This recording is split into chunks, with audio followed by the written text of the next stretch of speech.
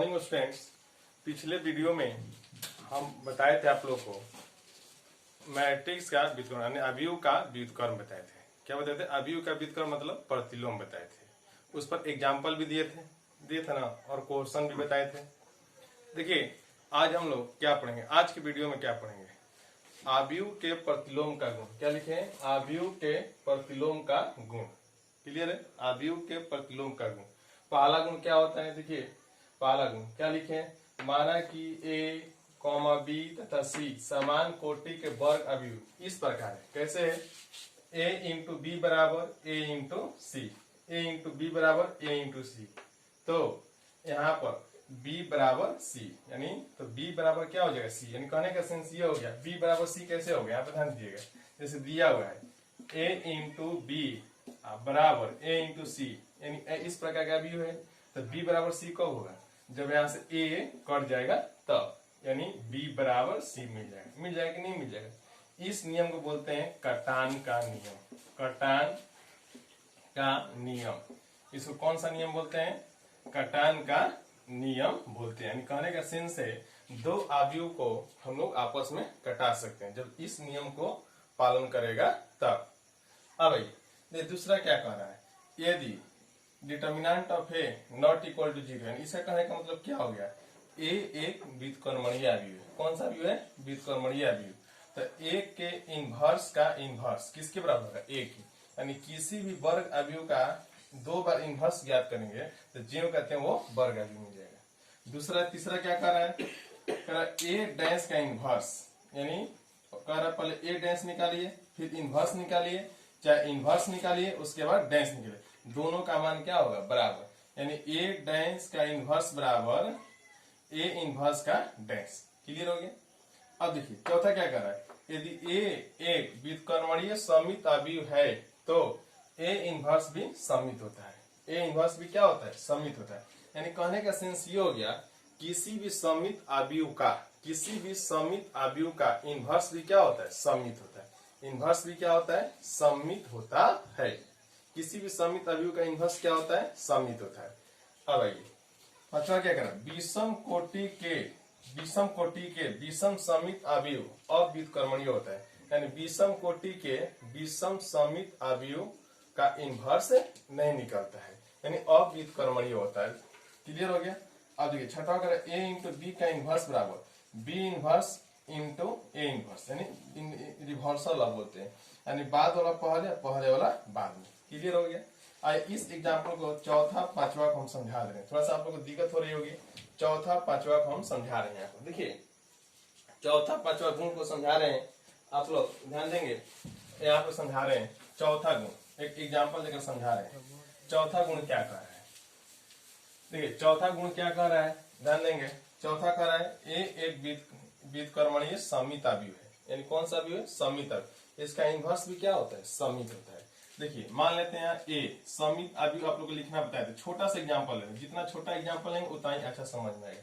बताए थे मुख्य विकर्ण में लिख लीजिए, मुख्य विकर्ण में कुछ भी लिख लीजिए। यहाँ पर 1 2 लिख दिए, फिर यहाँ पर 3 4। तो देखिए तो ये समित अवयव है कि नहीं? सॉरी 3 है तो यहाँ पर भी क्या हो जाएगा? 3 हो जाएगा। तीछा तीछी सेम ना लिखते हैं, मुख्य विकर्ण में कुछ भी लिख लिए और तीछा तीछी क्या लिखते हैं? सेम, यानी एक समित अवयव है। क्या ये? समित है, समित है। ठीक है ना? ये समित है। अब देखेंगे इसका इनवर्स निकलेगा कि नहीं निकलेगा। तो कैसे मालूम चलेगा इनवर्स निकलेगा? इसका डिटर्मिनेंट निकाल लेंगे तब। इसका डिटर्मिनेंट निकाल लीजिए 1 इंटू 2 माइनस 3 इंटू 3 तो 9 इक्वल टू -7, यानी ये भी 0 के बराबर नहीं है, इसका इनवर्स निकल जाएगा। अब आइए, यानी ये जो ई हो गया वो क्या हो गया? एक व्युत्क्रमणीय समित अवयव। कौन सा भी हो गया? व्युत्क्रमणीय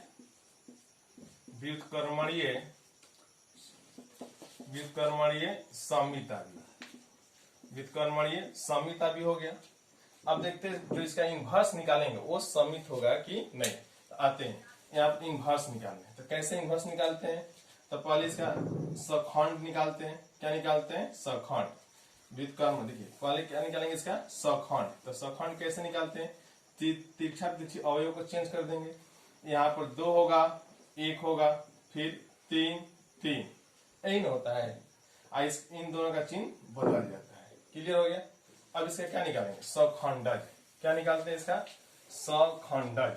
तो सखंडज निकालेंगे, सखंडज, सखंडज। तो क्या होता है, पंक्ति को स्तंभ, यही ना करते हैं, पंक्ति को स्तंभ। देखिए दो, यहाँ पे क्या है, 2 -3 -3 1, क्लियर हो गया। अब इसका इन्वर्स निकालें, यानी ए इन्वर्स। आप लोग पढ़े हैं, सखंडज को क्या बोलते हैं, एडजॉइंट बोलते हैं। क्या बोलते हैं, एडजॉइंट। सखंडज लिखिए, चाहे इसको आप एडजॉइंट ऑफ ए लिखिए, ऐसे लिख सकते हैं। फॉर्मूला कल बताए थे, adjoint of A upon and बटा में determinant of A. A inverse बराबर एडजॉइंट ऑफ ए बटा में डिटर्मिनेंट ऑफ ए, ऐसे होता है। तो देखिए, तो एडजॉइंट ऑफ ए का मान निकला है, कितना है, 2 -3 -3 1, अब बटा में कितना निकला है, -7। ए डिटर्मिनेंट ऑफ ए का मान क्या है, -7। तो देखिए, तो यहाँ पर 7 का भाग कर देंगे, यहाँ पर 2 बटा में 7 -2 बटा में 7 हो जाएगा, और ये 3 बटा में 7 हो गया।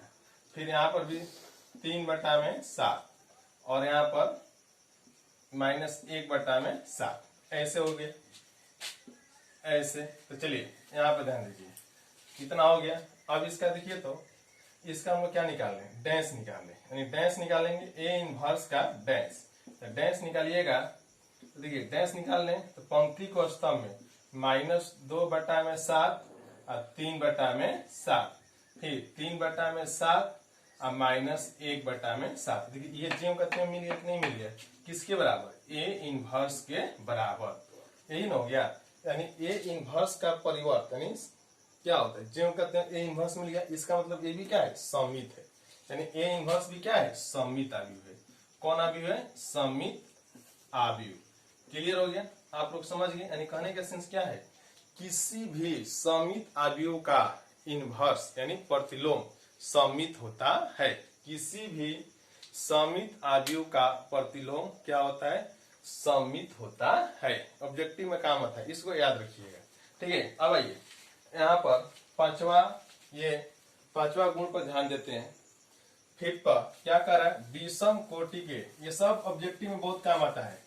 देखिए विषम कोटि के विषम सममित आव्यूह अव्युत्क्रमणीय होता है। यानी अव्युत्क्रमणीय कब होता है, जब उसका डिटर्मिनेंट का मान किसके बराबर, 0 के बराबर। जब उसका डिटर्मिनेंट के मान किसके बराबर हो जाए, 0 के बराबर हो जाए, उसी को हम लोग क्या कहते हैं, अव्युत्क्रमणीय। देखिए यहाँ पर देखिए मेरी बात समझिएगा, यानी देखिए तो किस पर एग्जाम्पल देकर समझा रहे हैं। यानी ये किसके लिए, पांचवा का एग्जाम्पल है, पांचवा गुण का एग्जाम्पल है। देखिए तो ये क्या है, इधर ध्यान देंगे, विषम सममित आव्यूह। तो विषम सममित आव्यूह कैसे लिखते हैं, 0 0 हो जाएगा, फिर यहाँ पर -1 +1, यहाँ पर 2 -2 3 -3। ये देखिए तो क्या है, ए बराबर विषम सममित आव्यूह है। यदि हम इसका डिटर्मिनेंट निकालेंगे, डिटर्मिनेंट का मान किसके बराबर है, 0 के बराबर।